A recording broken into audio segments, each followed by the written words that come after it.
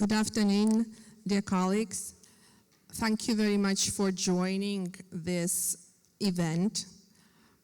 Today we have the pleasure to present the first ever BTR Synthesis Report and to learn about the first insights into implementation of the Paris Agreement.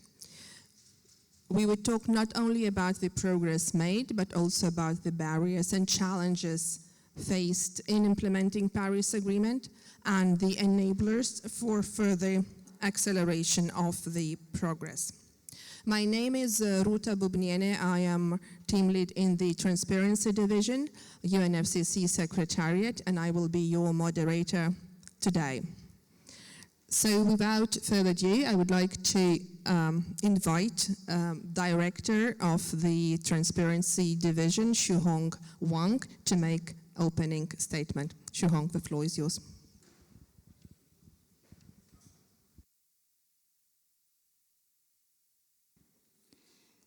So thank you. Good afternoon, dear colleagues. It's really a pleasure to see so many colleagues joining us here today for this UNFCCC special event. We are here to celebrate a key milestone of the UNFCCC process, which is the publication of the very first synthesis report of the biannual transparency reports submitted by parties. The biannual transparency reports, or BTRs, in essence are progress reports submitted by parties on their Paris Agreement implementation. BTRs, together with the enhanced transparency framework cycle, form the foundation for enhancing global ambition in climate action and support over time. This synthesis report offers a holistic picture on how countries are turning the Paris Agreement into real and measurable actions across economies and societies. And that is exactly why this event is titled, "What has Paris Agreement delivered?" The response from parties has been remarkable. We included information from more than 100 BTR submissions in this synthesis report. The submission of so many BTRs clearly demonstrate that parties are now actively implementing the Paris Agreement. So what does this synthesis report tell us? There are a few key takeaways that I would like to share with you. First, we clearly see that climate action is fully underway. All reporting parties have taken concrete steps to implement their NDC targets, and mitigation efforts are increasing. Noticeably, a significant number of policies and measures has been recently adopted or planned, showing a clear acceleration in efforts.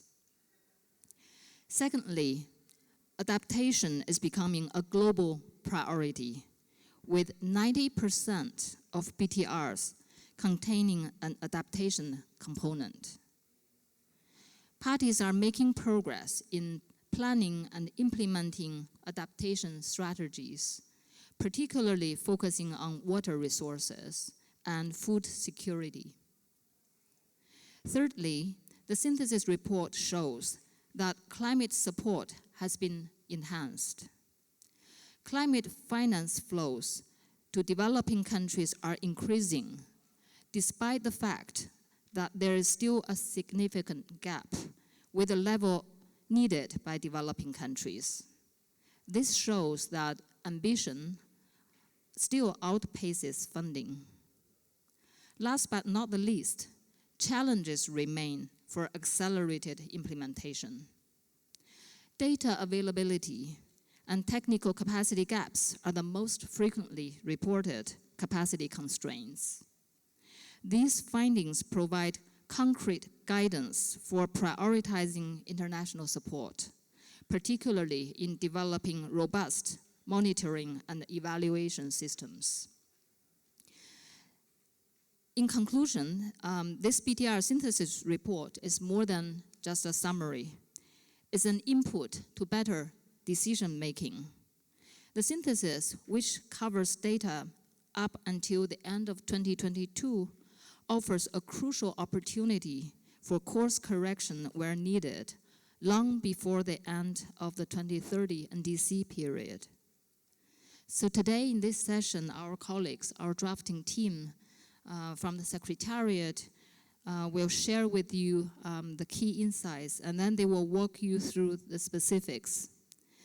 And I would really like to thank you for all your interest and for your active participation in this session. And I look forward to a very, very fruitful session. Thank you very much.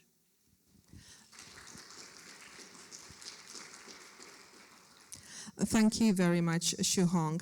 Indeed, the BTR Synthesis Report covers over 100 BTRs submitted by the parties by April 15, 2025. It broadly follows the BTR outline, and it has been mandated for the Secretariat to prepare this BTR Synthesis Report by the CMA 1. If we could characterize the BTR Synthesis Report in 2 words, for me it is about richness, and for me it is about diversity.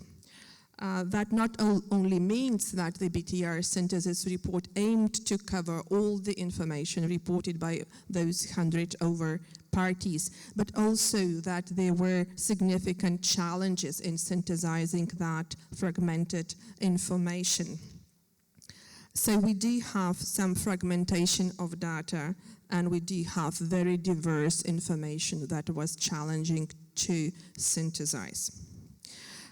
The BTR Synthesis Report has been mandated by CMA 1 and has been prepared by the UNFCCC Secretariat, including inputs across different divisions. So today I'm very happy to invite on this in this event our colleagues from mitigation, from adaptation, and from means of implementation division, as well as from transparency, who will be presenting the relevant sections and insights into the findings.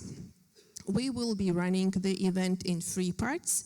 First, we would look at NDC, progress made in implementation NDC. Then we'll have a short break for questions and answers. Part 2 would be focusing on adaptation and impacts of climate change, as well as on loss and damage. And again, we'll have a short break for Q&A. And then the last part 3 would be focusing on support provided to the parties, and then cross-cutting issues, and then afterwards we will have about 30 minutes for a broader discussion about the BTR Synthesis Report, about the progress made by parties in implementing Paris Agreement, and any other matters that you would like to discuss.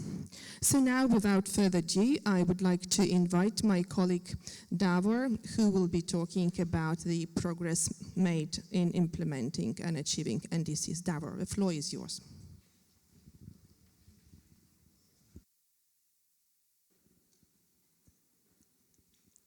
Thank you, Ruta, and good day, dear colleagues. It's a pleasure to be here with you, and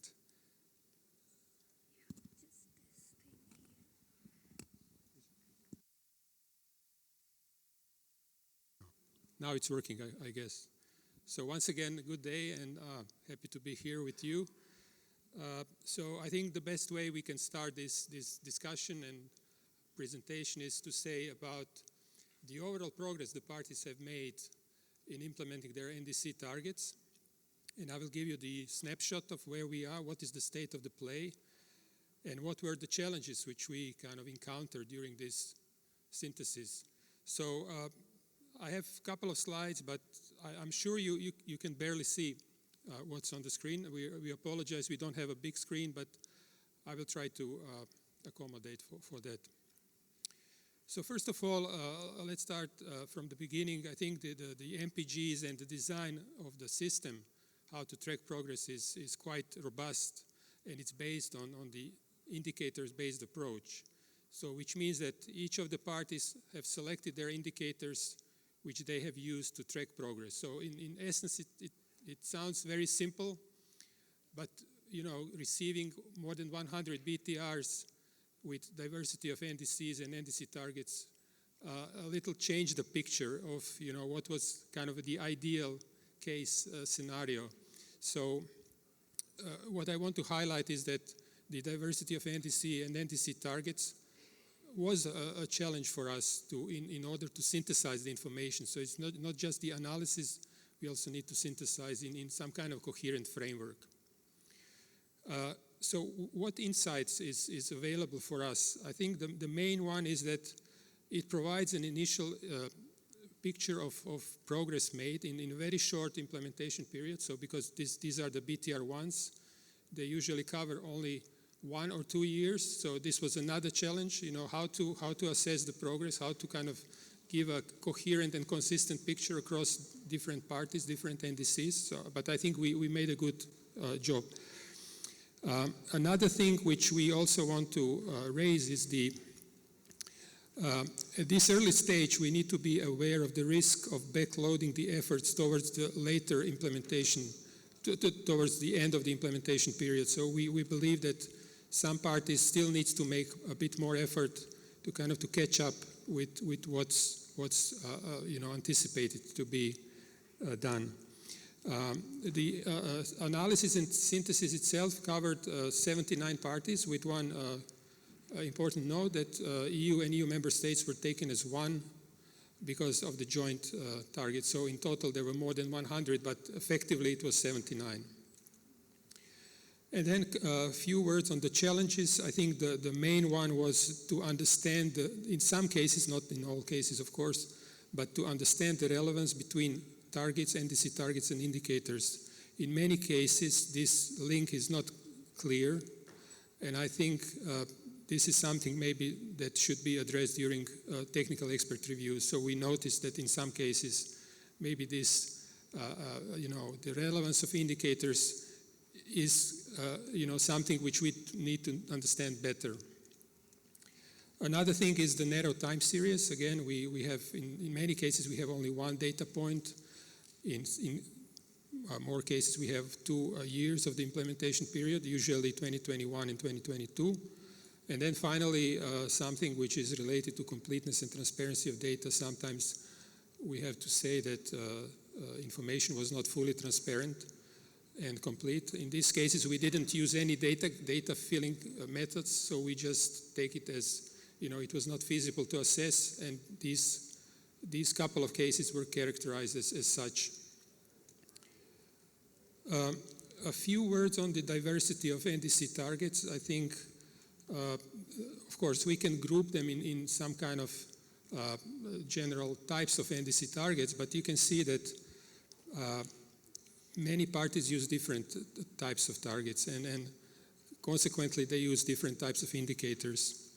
So in total, these 79 parties, we saw that there is more than 250 indicators used, which means that many parties use more than one indicator, meaning that they have more than one NDC target.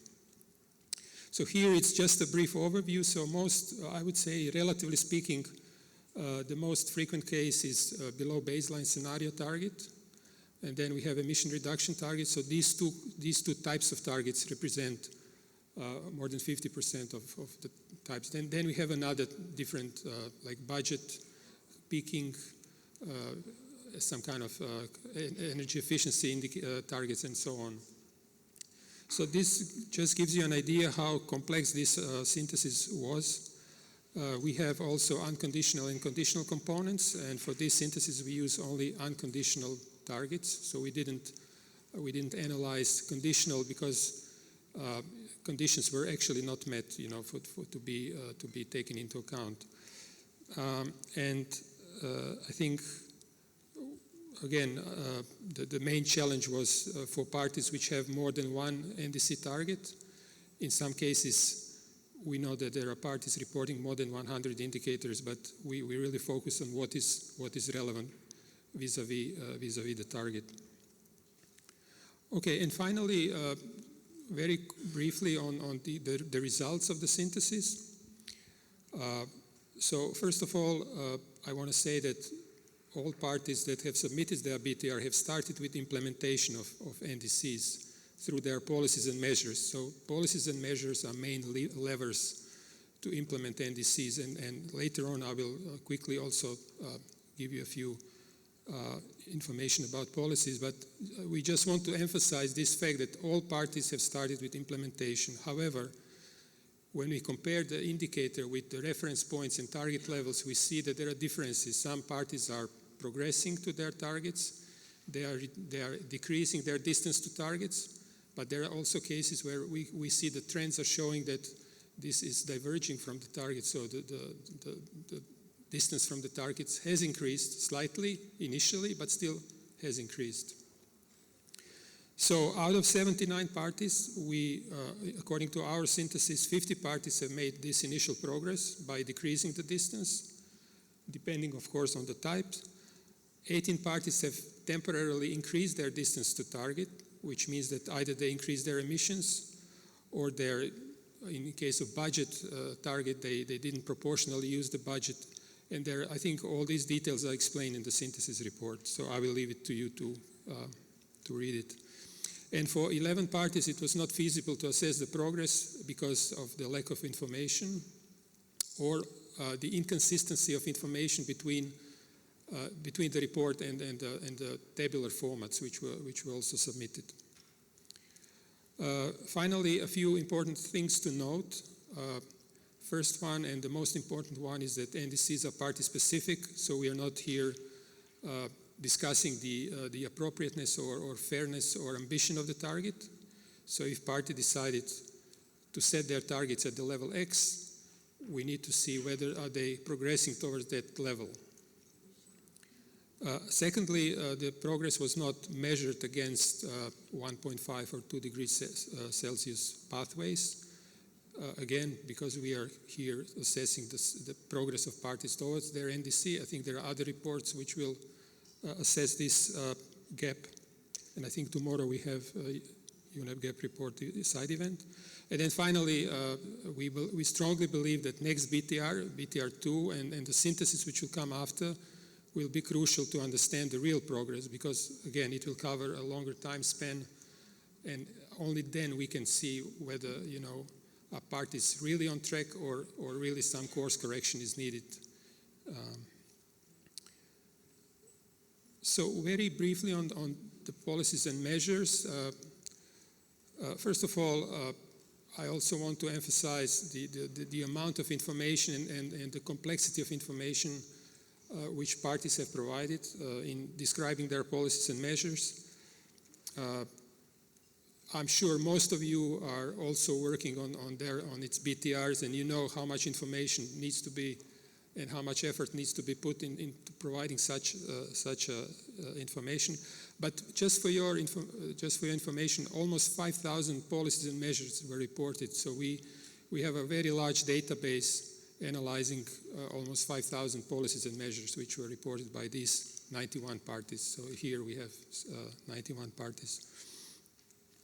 Again, we just want to emphasize it's the first reporting cycle, so it's very difficult to analyze some trends in, focus of policies from one cycle to another. But still, what we can see is there was a major uptake, or better to say, a major beginning of the starting points of policies and measures, starting somewhere between 2018 and 2022, with a peak in 2021. So you can see on this chart that the number of policies peaked specifically in 2021, which we believe indicates that parties have started to shift and started to analyze the pathways to their NDC targets in 2030, and apparently there is a need for more policies and measures to be in place. On the portfolio policy, so there are different sectors which were reported. Here we want to emphasize one interesting thing which we observed is that in some sectors, apparently the amount of plan measures is getting greater than the number of implemented. And this is particularly noticeable in agriculture, LULUCF, and waste. So here the number of plan measures exceeded the number of implemented, which means that, again, this is our assumption, that there is a shift from energy, focused policies and measures which were lower cost measures, now moving to more, I would say, more costly measures with larger abatement costs. Also, it means that maybe these measures in the energy sector, have done what they should have done, and now the focus shifts to other. Of course, energy remains the main, with over 75% of policies are targeting energy sector, including transport. And finally, a few words on the energy sector itself and this focus on energy transition. It's very important. I think one of the important messages which we are sending in the report. Of course, most parties reported their energy sector policies, mostly in renewable energy and electrification. We see the kind of the surge in electrification, the measures which mention electrification. And it's not only renewable energy production, it is also about end use and demand side, and all which comes in between, the development of the grid, which is very important to transport energy from renewable sources to the end user. I think this is one of the things which we observed. Grid modernization also, and then we have some examples of coal ban or phase out, or fossil fuel ban or phase out. So I think here there is a strong signal that this energy transitioning is ongoing, and it's of course moving away from the fossil fuel. So with this, I will end my presentation, and I will ask my colleague Lorna to continue with the GHG emissions and trends. After that part, we will have a break for your Q&A. Thank you very much, Davor, and I would like to invite Lorna to speak about the greenhouse gas emission trends. Thank you, Ruta, and thank you, Davor, and good afternoon, everyone. So I will share with you some insights on the analysis on greenhouse gas emissions. But before doing so, maybe just a refresher to everyone on what the reporting requirements are for the greenhouse gas emissions in accordance with the MPGs. So parties shall provide a national GHG inventory report either as a standalone document or as part of the BTR. And this report should include emission estimates for each category and also by gas. Parties should report for a consistent time series from 1990 and follow the methodologies in the 2006 IPCC guidelines. Now, I also would like to remind that in accordance with the MPGs, there are flexibility provisions accorded to the developing countries that need it in the light of their capacities. So many parties actually took advantage of these flexibility provisions. So data for the complete time series and for all sectors are not available for all parties. Therefore, for the purposes of the synthesis report, 3 years were identified or were considered for the reports. 2005 being the reference year, because overall this has a higher share of emissions. and then the other 2 years are 2020 and 2021. And then the information presented in the report are for 81 parties who have reported for this information for these 3 years. So looking now at one key finding is that total aggregate emissions increased between 2005 and 2021. So in terms of the total emissions without LULUCF, emissions increased by 15.6%, whereas total emissions with LULUCF, the increase is by 12.6%. This growth in emissions were results of different factors as listed here. Of course, these are not comprehensive, but these are some main factors, including population growth or the use or the increased use of private vehicles, increased economic activity, especially after the recovery after the COVID pandemic. And in terms of the totals with LULUCF, deforestation was also one of the key drivers. Now, if you look at sectoral emissions, what we found is that emissions from all sectors increased, with the highest absolute increase occurring in the energy sector, which would make sense because the energy sector has the highest share of total emissions, accounting to about 75% in 2021. Now, meanwhile, emissions or net removals, so the sinks from the LULUCF sector, increased. However, that increase and together with the policies and measures that Davor mentioned, the effects of the policies and measures did not fully offset the increase in emissions in the other sectors. So I will stop there and hand back over to Ruta.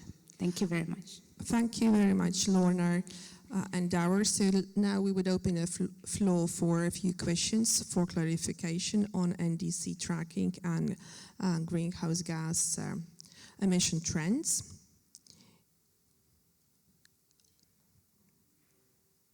And if you are still thinking, then let us move to the climate change impacts, adaptation and loss and damage. And I would like to invite my colleague Ina Lambert, who is a program officer in the adaptation division, to talk about impacts and adaptation. And afterwards, we would have a bigger session for Q&A.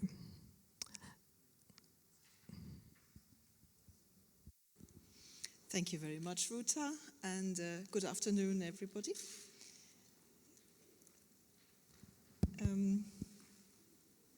Yes, so the chapter on adaptation is actually quite rich, so I'm just going to introduce a few highlights of it. And with this, I will go straight into our first key message that you would see on the screen if you could see it.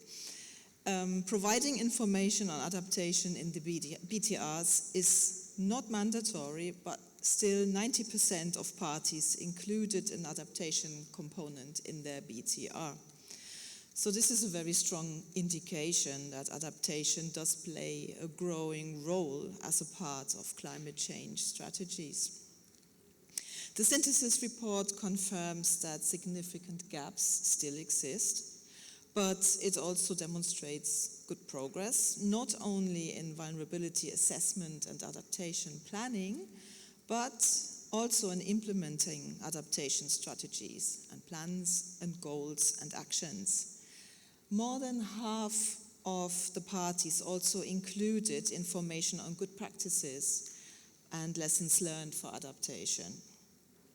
And also 84% of the parties highlighted their implemented or planned approaches and systems for monitoring and evaluation of adaptation action.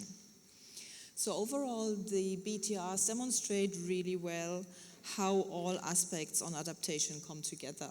So at this point, let me just give you some examples and numbers. All parties reported on institutional arrangements for adaptation, and 90% reported on relevant laws, acts, and regulations. 98% reported on climate change trends, and 87% reported on approaches, methodologies, and tools for assessing and understanding them. Almost all parties reported on their adaptation priorities, and 90% discussed the challenges and barriers in addressing them. Encouragingly, all parties discussed national-level adaptation strategies, policies, and plans, and this demonstrates that parties are integrating adaptation goals from their NAPs and NDCs into national development policies and sectoral strategies. And at this point, I would also like to mention that the approaches are very inclusive and include, for example, integrating indigenous peoples and local community knowledge, gender-responsive adaptation, and nature-based solutions. So I'm just going to talk about two more key topics here. So this slide talks about climate change impacts and how they affect vulnerable sectors and areas. The BTR report confirms that climate change impacts manifest in every aspect of society, in the economy and the environment, including in people's health and livelihoods. This graph that you can find in the report shows a very condensed overview of how climate change hazards impact the most vulnerable sectors and areas. The sectors that were reported as most vulnerable to climate change impacts were food security and nutrition, health, water resources, terrestrial ecosystems, and urban areas and settlements. And the most common hazards include, as we can all imagine, floods, droughts, temperature extremes, heavy precipitation events, cyclones, and extreme winds, as well as rising sea level. And this is naming just a few and not going through the entire list. Lastly, and importantly, some information on the actual implementation of adaptation. The good news is that as many as 92% of parties reported on progress in implementing adaptation measures across the sectors. The report contains, for example, a graph with the percentage of parties that report implementation progress per sector. Food security, nutrition, water resources, and terrestrial ecosystems are the sectors that receive most attention. And then another figure talks about the global goal and adaptation, which is a key element also of this conference here. 51% of the parties who reported on adaptation already referenced the UAE framework on global climate resilience, of which 30% aligned their adaptation measures with the targets set out in the GGA framework. We have a figure that illustrates the share of parties who already explicitly link implemented adaptation efforts to the global goal and adaptation targets, and also the much larger share of parties who do report on progress in addressing these topics, but without explicitly attributing them to the targets, as these targets are very new still. And I will stop at this point and hand over to my colleague Miwa Kato to tell us a bit more about loss and damage. Thank you. Thank you very much, Ina, and welcome, Miva. Miva will be talking about loss and damage. All right. Thank you, Ruta, and good afternoon, everyone. The reporting guideline on loss and damage provides 3 headers, and accordingly, the loss and damage section of the report, the elements are summarized according to those 3 headers, namely 1, the observed and potential climate change impacts, 2, activities to avert, minimize, and address loss and damage, 3, institutional arrangements to facilitate those undertaking of activities. Let me start with an overview to provide context. 61 parties provided loss and damage information. The extent and depth of the information varied greatly. A few parties provided over 20 pages of information on loss and damage, while about 40% of the parties limited their information on loss and damage to 1 page or less, and in some cases they referred to their adaptation chapters or their NAPs instead of providing a separate set of information. Now let me give you high-level headlines for each of these 3 elements. In terms of observed impacts and potential climate change impacts, they ranged from a broad reference to economy and productive sectors, environment and ecosystems, and social impacts such as well-being, human health, human mobility, habitability, and so on. The report contains a figure that lays out different types of losses reported.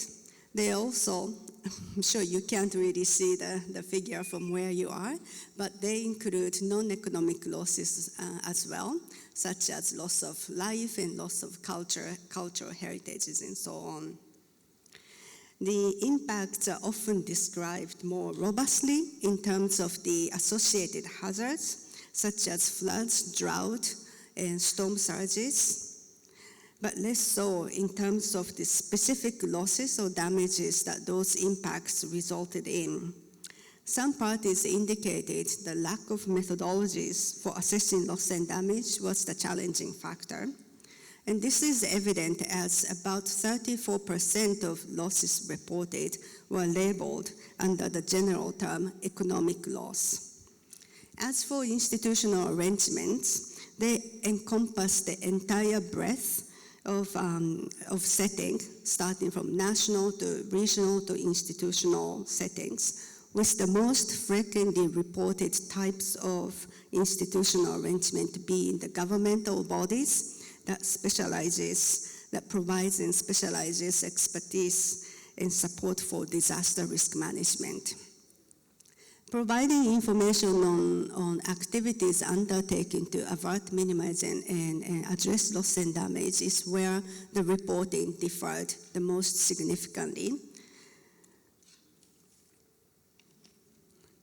More than 350 actions and efforts were reported for activities relating to avert, minimize, and addressing loss and damage, of which only about 18% of them were described in how such activities specifically averted losses or damages or minimized them or addressed them. And there was no consistent patterns identified when those terminologies were applied. Furthermore, 4 types of actions and efforts were commonly reported across these 3 spectrums by different parties. 1, enhancing early warning systems. 2, awareness-raising efforts. 3, efforts to improve climate resilience of infrastructures. And 4thly, undertakings of risk assessment, risk analysis, and mapping. So in order to show the overview of all reported activities, the report utilizes the climate risk management categories. You can see, but most of these types of efforts were were efforts that was done before loss has occurred, such as actions relating to policies and planning. The second most frequently reported actions relate to contingency arrangements, and the least reported types of efforts were those that address direct climate change impacts, covering recovery, rehabilitation, build back better, and other efforts to deal with losses and damages that have occurred.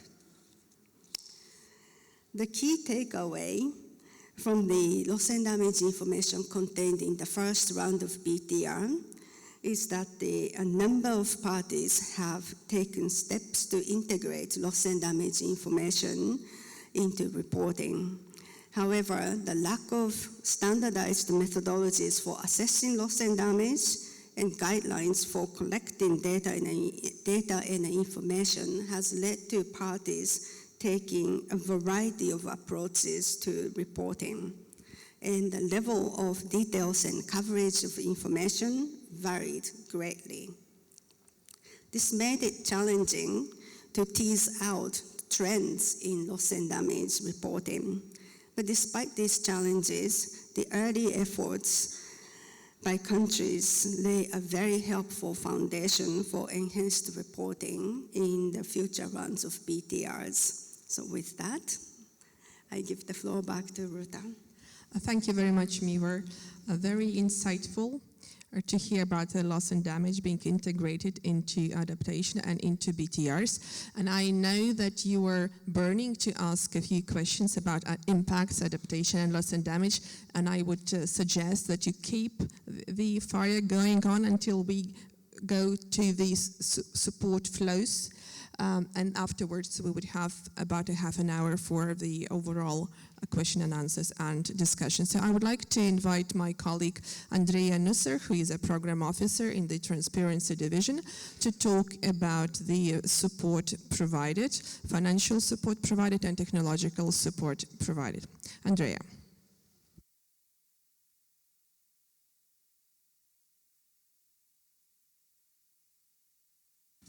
Hello. Thank you. Thank you very much, Ruta, and good afternoon, everyone. We will now take a look at the topic of FTC support, starting with climate finance. So the reporting guidelines set out provisions for parties to report on financial support provided, mobilized, needed, and received, depending on the national circumstances, in their biannual transparency reports. For this analysis, tabular information submitted by parties in either their BTR itself or in the CTF files have been included. Concretely, 37 parties reported on support provided and or mobilized, equally 37 parties on support needed, and 49 parties on support received. This is the first cycle that included financial support on mobilized, needed, and received being reported in a common tabular format.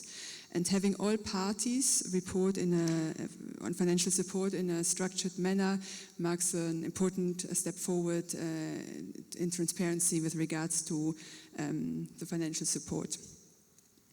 Looking at financial support provided and mobilized, an annual average of $63 billion on climate finance had been provided and mobilized in the biennium 21-22.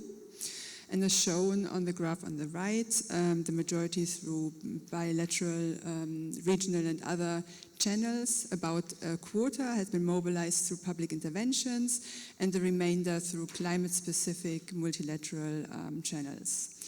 We saw that developed country parties continued to report, to provide and report on support provided. About 98.8% of the overall amount came from them, and other parties provided a share of 1.1%, and they were reporting voluntarily, some of them for the first time. In addition to this $63 billion, $11 billion on average per year was provided as core general multilateral support. Looking at the financial support needed and received, a total 37 developing country parties reported a total of 3.4 trillion US dollars in climate finance needs, with the majority reported as needed before 2030. It's important to note that about a quarter of the projects were uncosted, meaning that parties identified the needs, but they could not put a cost estimate on it. And in line with this, parties had reported capacity constraints for conducting such detailed needs assessment, as well as gaps in the data needed for estimating the climate risks. As for support received, 49 developing country parties reported just under 61 billion US dollars, with the majority of the support received for projects starting in 2016 to 2024, as shown on the graph on the right. The graph is also included in the synthesis report, so please take a look if you can't see details on the screen. So we see that more parties reported on support received than needed, which, given the nature of tracking such report, can be expected. However, the reporting on support received was also not complete either, and challenges reported in that regard by parties were constraints in the data availability and institutional capacity to track this support, but also more generally on the lack of standardized definitions of climate finance as such. It's important to note that the data reported for financial support provided and mobilized, needed and received cannot be compared directly due to a number of factors. In particular, the lack of the standardized definition of climate finance, as I just mentioned, but equally also the lack of multilaterally agreed accounting methodologies for such finance. There are also data gaps. We are looking here at a subset of recipient countries that reported, that provided information on support needed and received. And for support provided, little information was available on the outflow data from multilateral development banks and funds. And lastly, the support types also cover very different time frames. However, what we can do is to look at the nature of the financial flows and whether there's alignment between the support provided and mobilized, needed and received. And interestingly, even though many parties stress the importance of adaptation, most funding goes to mitigation across all of the support types. Looking at the topic of concessionality, most of the climate finance that was provided and mobilized came through grants and loans, which aligns with the types of instruments that developing country parties reported in their identified needs. Looking at the support actually received, however, it has mainly come in forms of loans, and in many cases it had not been specified whether these were concessional or non-concessional. On a positive note, we saw grant equivalents being reported for the first time on a voluntary basis, which helps to improve the transparency, particularly with regards to this concessionality of the climate finance. And with the current reporting, it provides a good starting point for more consistent and transparent tracking of financial support going forward.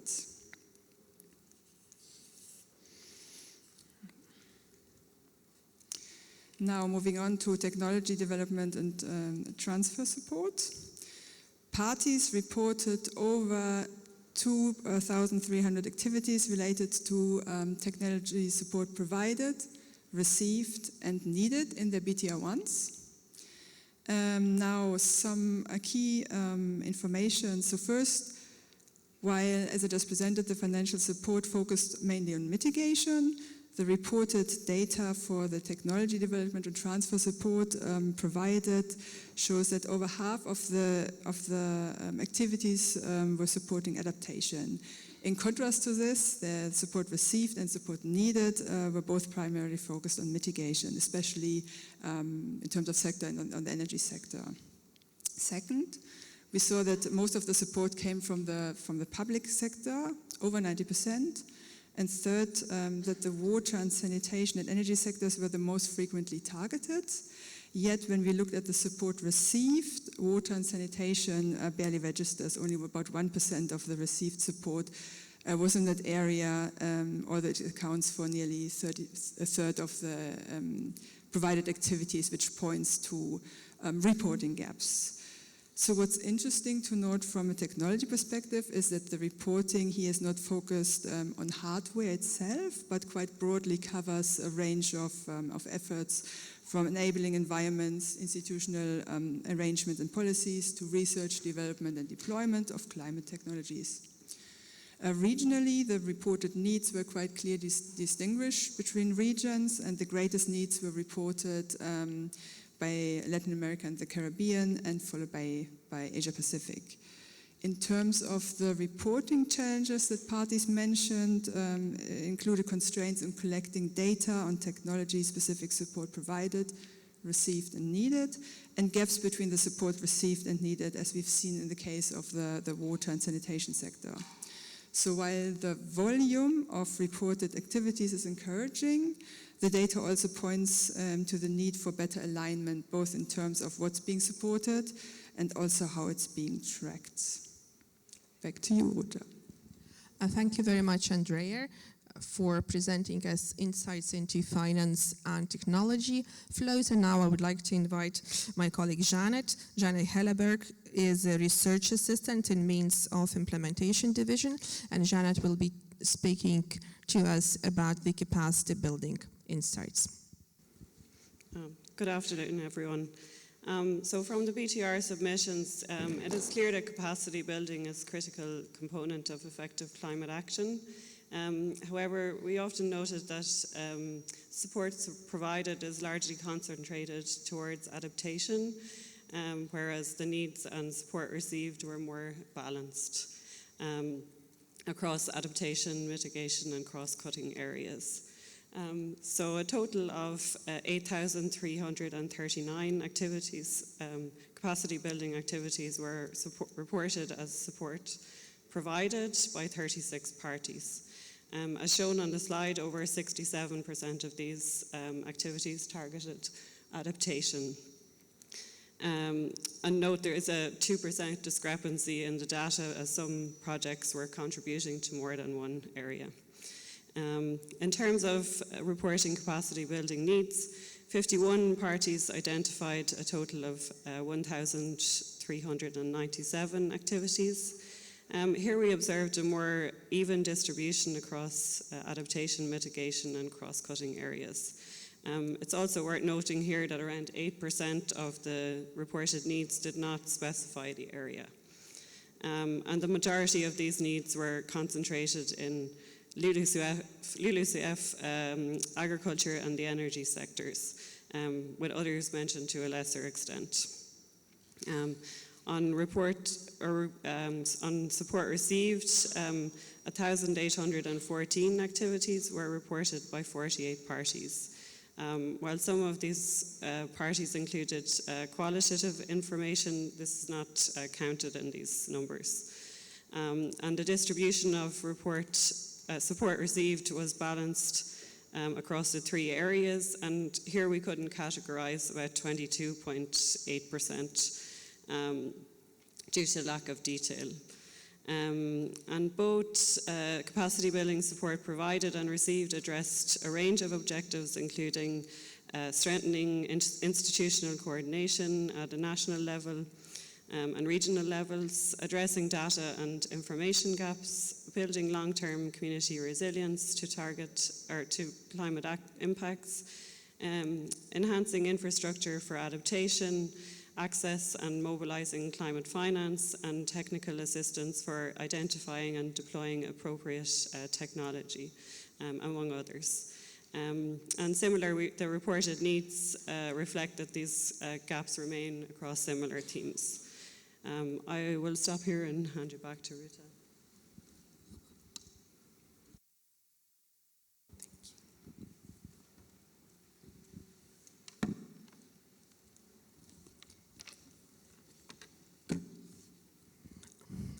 Thank you very much, Janet. And last but not least, let us look into the whole of society approach and integrating of different perspectives. And here the message is that the BTRs, 100 parties BTRs, shows that it's not only governments that are taking actions, but all societies are taking actions. About 73% of parties have talked about non-party stakeholders' actions. 72 parties have integrated gender into their BTRs. Some parties even had a separate chapter on gender and women involvement. About half of the parties had youth integration into climate policy implementation. Also, majority of parties, 92 out of 101 that has been analyzed, have talked about integration of climate change action plans into the Sustainable Development Goals. So this is a good news about the all society actions and integration into the SDGs.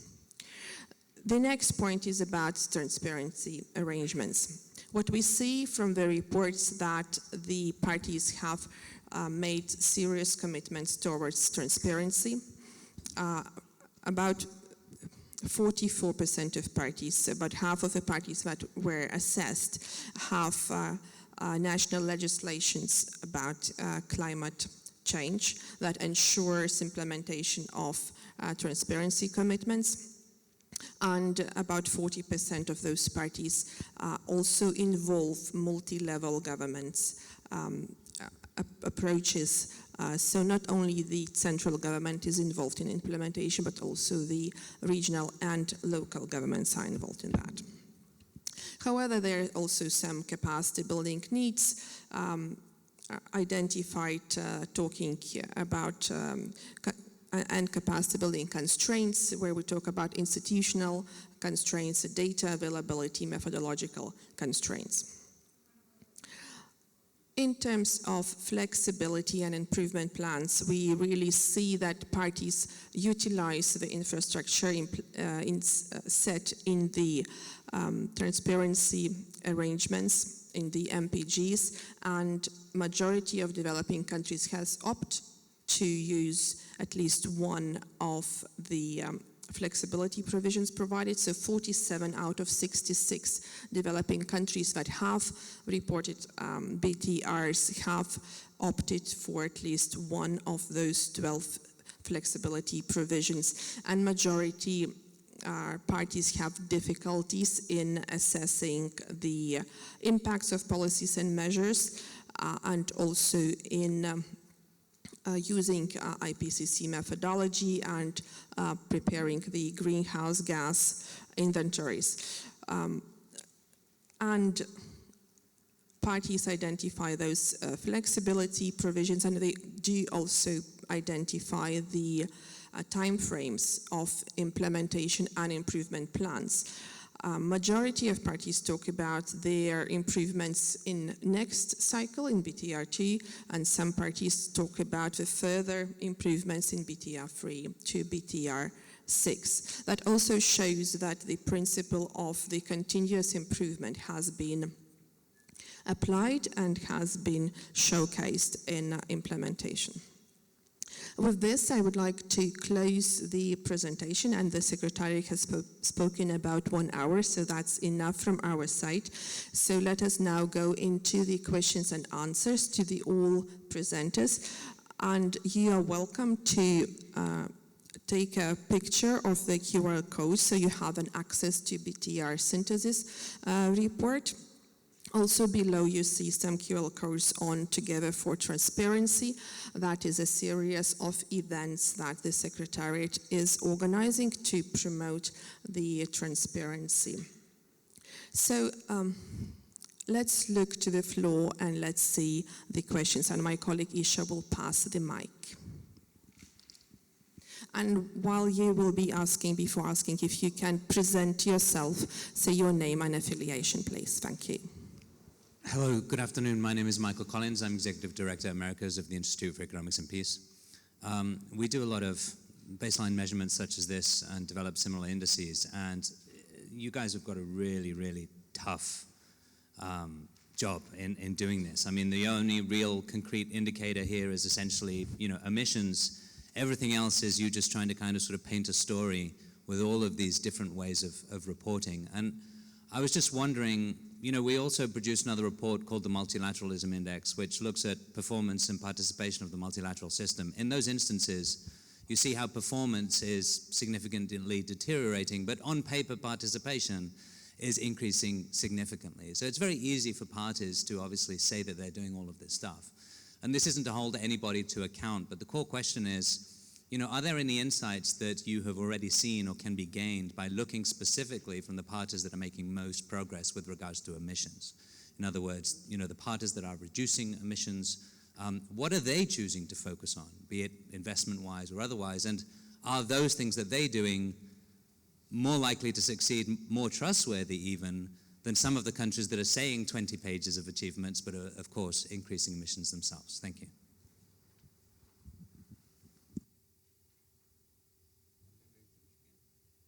We will be gathering a few questions and then we'll respond. Over there. Good, thank you. My name is Martijn Verdonk from the Netherlands. Well, first of all, compliments to the Secretariat for having done this very challenging job to synthesize the various kinds of information in 101 BTRs. My question is whether you plan to have an update of the synthesis report next year. You took into account 101 BTRs, which were there up until April this year, but many more BTRs have been submitted since and probably will be. So can you share your plans on that? Thank you. Thank you, and I saw a hand over there.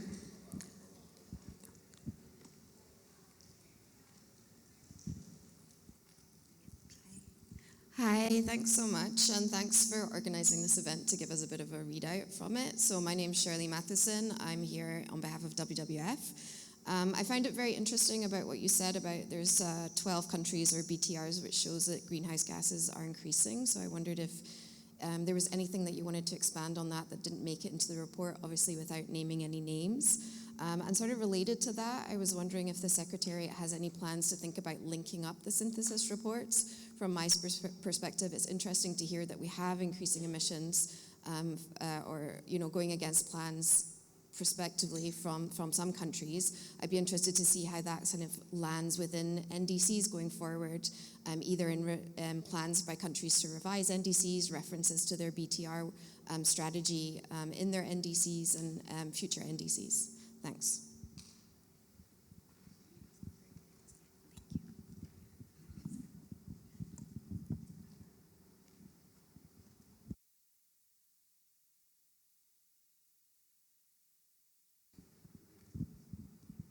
Thank you. Hi, my name is Sabrina. I am a student, and my question is kind of technical as I'm approaching for the first time to some sides of climate change. And my question is, especially for finance, isn't it a risk to let's say, the states define the targets and express their achievements and their goal in their own ways? Like they decide how to report, and maybe I've missed something. So I just want to be clear on this thing. If there is a risk in letting states decide what to say, in which terms, which indicators to use. This is my question.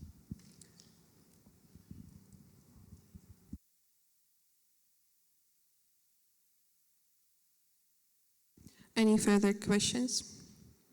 Please raise your hand. I don't see further hands. While you're thinking, let us address those questions, what we heard.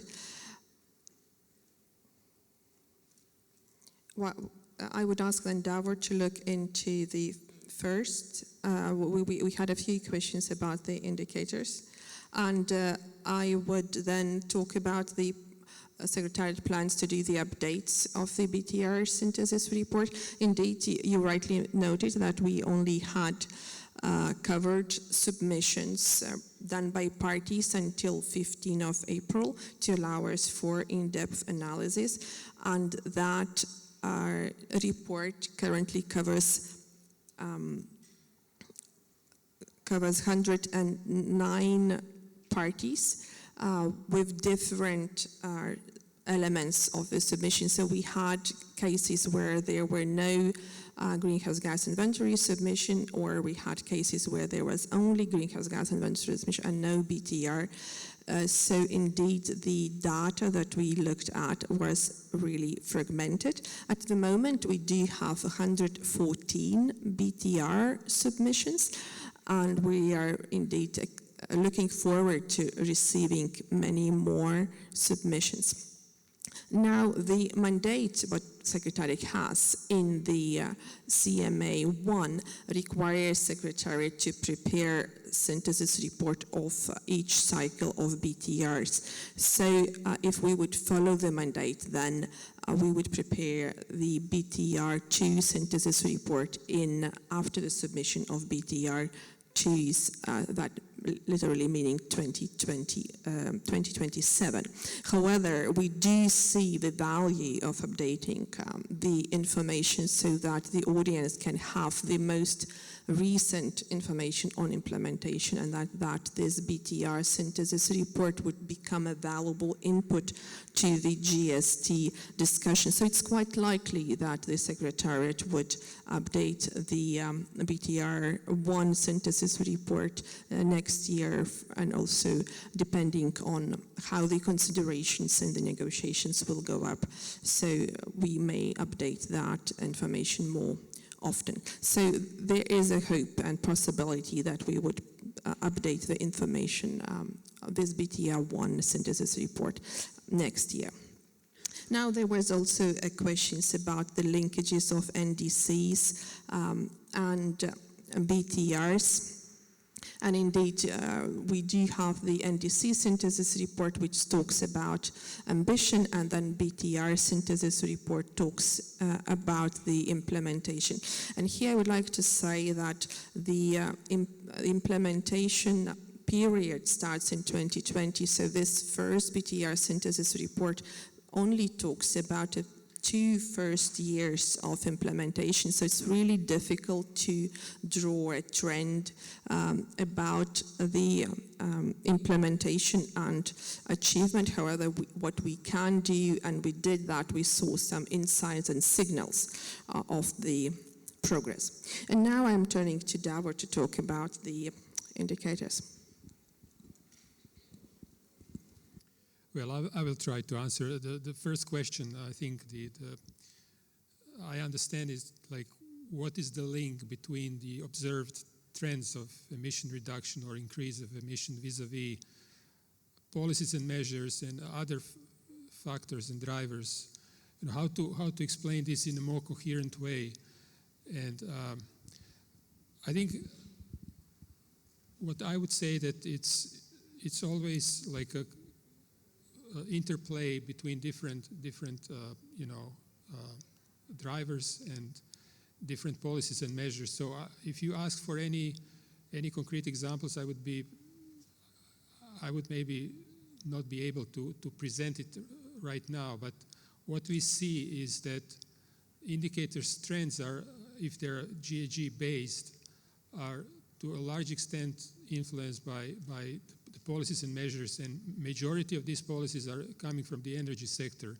So we see that, I would say, the major influence on CO2 emission reduction is coming from the energy.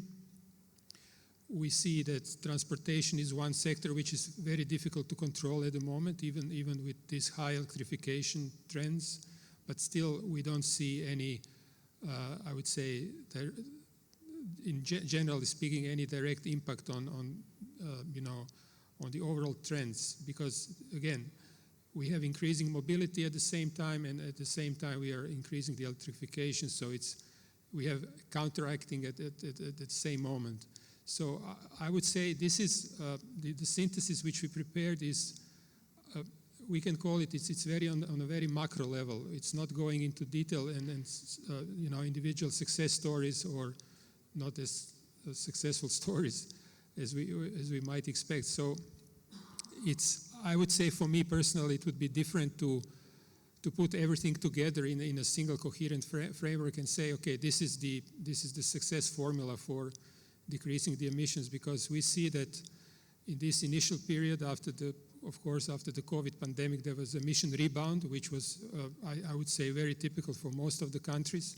So the emission rebounds back, and that is one of the reasons why as Lorna presented, there is this increase in comparing to 2015, I think, to 2005 till 2021. So, and then on the indicators, what we see is we have many different types of indicators. So it's not just, they're not just expressed as emissions.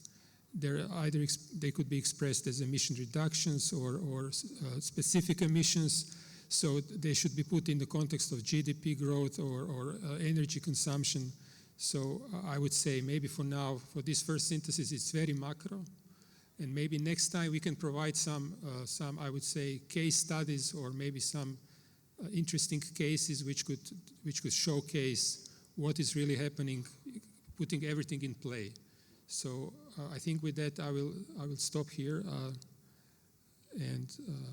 Thank you, Davor. Maybe other colleagues would like to add.